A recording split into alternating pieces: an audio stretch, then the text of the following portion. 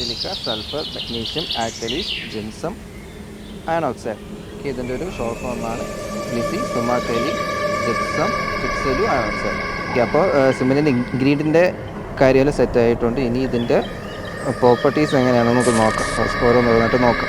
ആദ്യത്തേത് ലൈമാണ് സിമെൻറ്റിന് binding properties കൊടുക്കുന്നത്.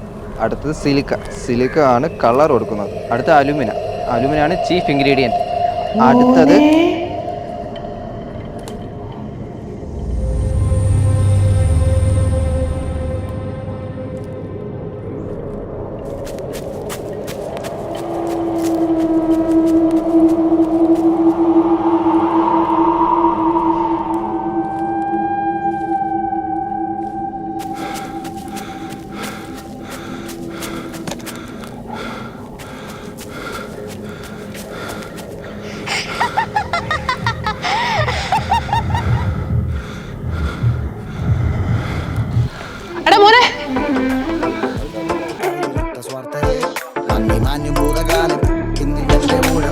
തുറന്ന് കണ്ണിറച്ച് കാണുക മോണെ ജാട, പച്ചയാ ജാട, പുച്ഛമാണ് പോട, ഒന്നിടഞ്ഞു നോക്കണ ജാട, ചുറ്റുമിന്ന് സൂയ, വലിയവർക്ക് പോലും ഇന്ന് ദുഃഖമാ.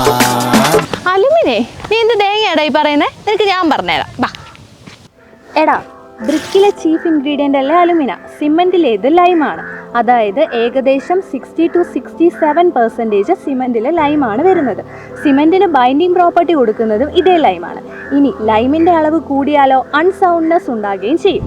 ഇനി സിമെൻറ്റിന് സ്ട്രെങ്ത് കൊടുക്കുന്നത് സിലിക്കയാണ്, 17 മുതൽ 25% വരെ. ഇനി നീ പറഞ്ഞ അലുമിന സിമെൻറ്റിൽ 3 മുതൽ 8% വരെ മാത്രമേ ഉണ്ടാവത്തുള്ളൂ. ഇതിനേക്കാൾ കൂടിയാൽ സിമെൻറ്റിൻ്റെ സ്ട്രെങ്ത് കുറയും. ഇനി ബാക്കി ആരൊക്കെ ഉണ്ടോ? Iron oxide, magnesium, sulphur, gypsum. അപ്പോൾ ആൽക്കലിയോ? ആൽക്കലി. ശരി. അയൺ ഓക്സൈഡ് 3 മുതൽ 4% സിമെൻറ്റിലുള്ളത്. ഫ്ലെക്സ് ആയിട്ടാണ് ഇത് ആക്ട് ചെയ്യുന്നത്. ഇനി സിമെൻറ്റിൻ്റെ കളർ എന്താ? Grey colour. ഒരു ഗ്രേഷ് ഗ്രീൻ കളർ. ഇത് കൊടുക്കുന്നത് നമ്മുടെ മഗ്നീഷ്യം ആണ്. സൾഫർ 1 തൊട്ട് 3% അതാണ് സിമെൻറ്റിന് സൗണ്ട്നെസ് കൊടുക്കുന്നത്. ഇനി ഇമ്പോർട്ടൻ്റ് ആയിട്ടുള്ളത് ജിപ്സം. 3 മുതൽ 4% സിമെൻറ്റിലുള്ളെങ്കിൽ കൂടി ഇനിഷ്യൽ സെറ്റിംഗ് ടൈം കൂട്ടാനായിട്ട് നമ്മൾ ജിപ്സം ആണ് ഉപയോഗിക്കുന്നത്. അതുമാത്രമല്ല, ഗ്രൈൻഡിങ്ങിൻ്റെ സമയത്താണ് ജിപ്സം ആഡ് ചെയ്യേണ്ടത്.